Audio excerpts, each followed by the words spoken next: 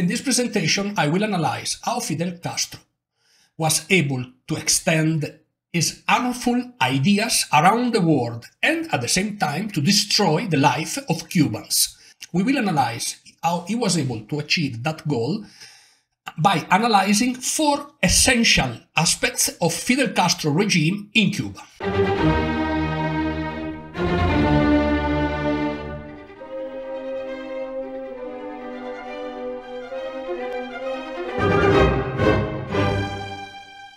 The first one is related to the first visit of Fidel Castro in 1959 to New York in the United States. Visit that lasted 4 days. During that visit, Fidel Castro had been able to portray himself as a pop artist. He was followed by thousands of people. He visited the Columbia University, the New York Times.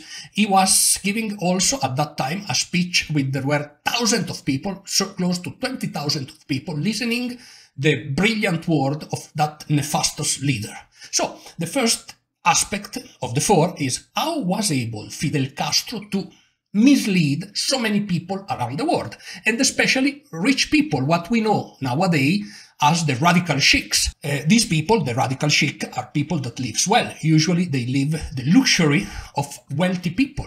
5-star hotels, abundant food all the time, wine, private flights, and all these people had been captivated by the ideas of Fidel Castro. Many actors, actresses were considering Fidel Castro something new, something fresh, something different of what we intended or what the world intended in the past as a politician, as a political leader. This explains how Fidel Castro has, even nowadays, so many supporters around the world. Instead of worrying about the well-being of Cubans, he was focused on exporting his egocentric power, his egocentric image throughout the world. He intervened directly in several wars. The Yom Kippur between Arab and Israeli in the 1973. In Angola has been a very bloody war where Fidel Castro intervened directly. But not only, he intervened also the conflict between the Ethio-Somali war.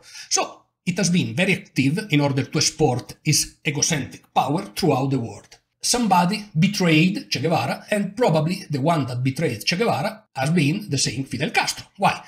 And it explains also his egocentric view of the world. Because Fidel Castro, I will explain what happened. Fidel Castro, in my opinion, I probably am wrong, but I don't know. Fidel Castro was allied of the Soviet Union. At the opposite, Che Guevara would have preferred an alliance with the Chinese. Obviously, between Chinese and Russian at the time didn't, and even nowadays, the relations are not perfect. So I believe that probably Fidel Castro utilized the intervention of Che Guevara in the Bolivian War in order to eliminate probably an internal enemy. And the way he treated also Fidel, the internal enemies that could jeopardize his egocentric view of the world, is a way to understand how egocentric he was that leader. So, what I mean when I'm saying egocentric? Well, very easy to understand. He was more focused in his image instead of in the well-being of Cuban people. Very easy to understand. The third element to understand in how Fidel Castro has been harmful around the world has been, for example, the support that he had given to different terrorist groups, from ETA in Spain to different terrorist groups in the Middle East, in Africa, to other terrorist groups in Latin America. These groups were fighting supposedly for the well-being and the socialist ideas, but actually, especially in Latin America, they proved themselves to be only narcos. So the image was to be fighting for the well-being of the people, but in fact they were narcos with multi-million-dollar wallets. So, having said that, it's important to understand how harmful it has been Castro, but it is the last element. How was able to overcome the end of the Soviet communism? With the fall of the Berlin Wall in the 1982, Castro was able to create a network. With the fall of the Berlin Wall in 1982, Castro lost his economic support from the Soviet Union, but it was able to change it with the support of many Latin American countries. First of all, Venezuela. So he was able to build little by little a network of supporters throughout Latin America. And I think this represents the pinnacle of the Castro diplomatic ability in order to sell his image and his nefastos ideas. Why? Because he is the first responsible of the socialism of the 21st century. Remember, the socialism of the 21st century is not present only in Latin America.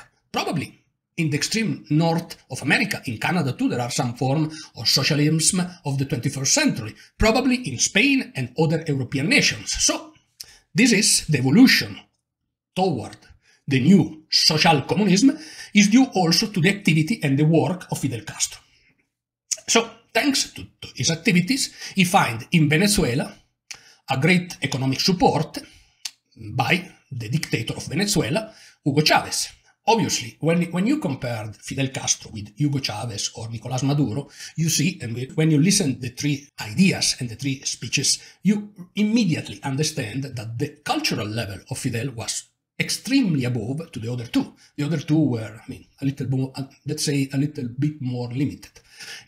Fidel was so brilliant that was able to take resources from Venezuela in order to sustain his egocentric power in Cuba. But all this happened at cost of what? Well, all this, it has been on the expenses of Cubans. If you compare how Cubans live today and how they were living during the other dictator of Fulgencio Bautista, you can easily understand that nowadays they are even in worse condition. That does not mean that I am saying that the other was a good dictator. No, it was bad. All dictatorship regimes are bad, from left to right. But the one of Fidel probably has been one of the most harmful throughout the world. I hope I interested you with this presentation. Remember to give me your support, subscribe to the channel, share this video with your friends, and turn on the bell notification so when I will have a new video you will be informed. Thank you.